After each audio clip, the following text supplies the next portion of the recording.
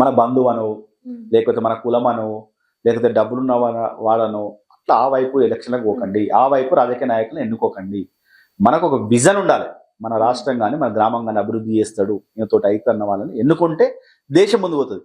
మనం కేవలం ఒకరోజు ఓటు అనే మన భావన ఉంది, కానీ నీ ఓటు ఈ దేశ అభివృద్ధి అనే నీ ఆలోచన వస్తలేదు. కానీ ప్రజలకు ఒక అవగాహన ఉండాలి, వాళ్ళు ఇచ్చేటువంటి హామీలు నెరవేరాయా. ఇప్పటికే రాష్ట్రం లక్షల కోట్ల రూపాయలు అప్పయింది.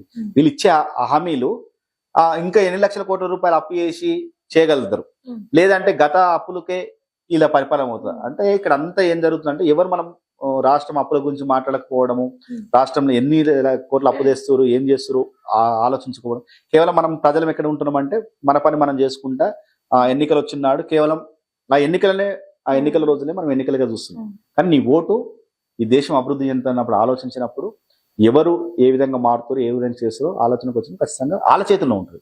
ప్రజల చేతుల్లోనే రాజకీయ పార్టీలు, ప్రజలతోటి చేతుల్లోనే రాజ్యాంగం ఉంటుంది, ప్రజల చేతుల్లోనే అధికారం ఉంటుంది.